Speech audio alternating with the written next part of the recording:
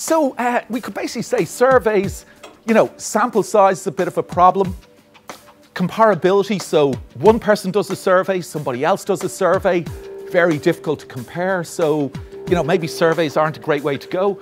And then interpreting the results is difficult because we don't really know the question that was asked or what people thought they were responding to. So then you could say, well, why not give up on surveys? What we could do is we could go and we could ask economists.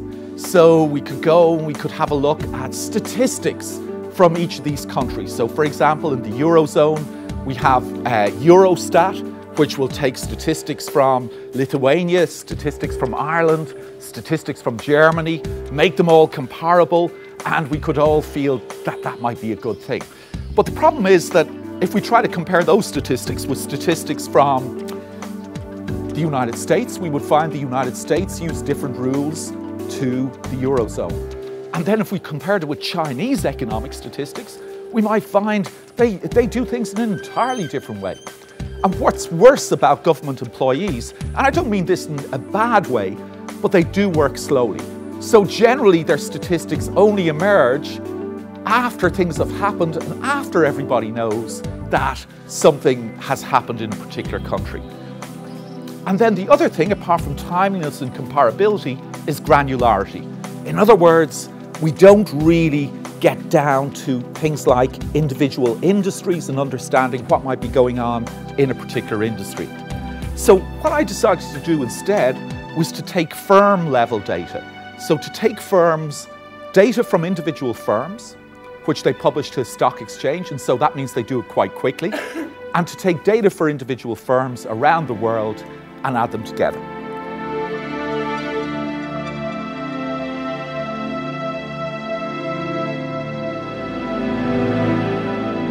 Well, instead of focusing on percentages, let's take euros. In other words, how many euros of profit are these firms likely to add over the next 5 years?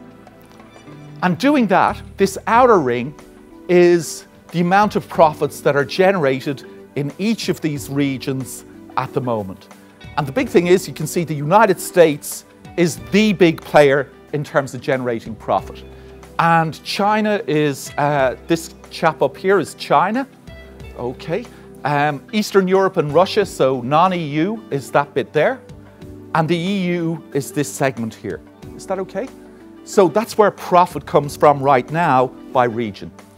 I then measured how much additional profit will these different regions add.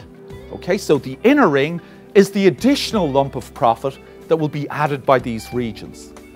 Okay, so for example, you can see that China goes from being this amount of current profits to being this large amount of profits in the future. And the United States, its share shrinks.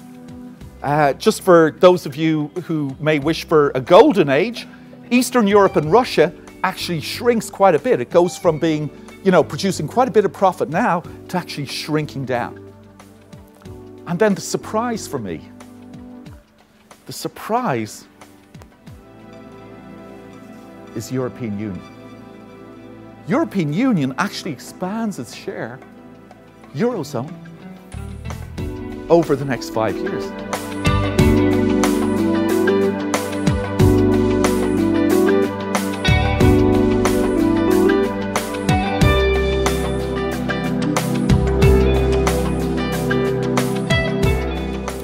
This is for Europe. Oh, sorry, this is everywhere first. So can you pick out China here?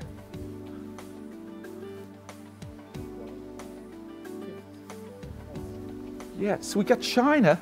Suddenly these reds aren't as predominant as they were. There's still quite a lot of white. So we're not talking about, it's not as if I'm trying to tell you China is about to, flush itself away any day soon. But it's not, looking quite as good as it was. And we're seeing some more reds. For example, over in the United States, we're suddenly seeing some red bits over in the United States. So, there's some action in here that's a little different from our last picture. Okay, and if I split it out by the European Union, you essentially end up with France and Germany have quite a bit of red there. Okay, so France and Germany begin to look pretty good. And I think that's Switzerland over there, and Italy is stuck somewhere in the middle there. You know, so but there's quite a few interesting bits in here in terms of you have European companies look good, and you know, France, Germany, you know, something interesting going on there.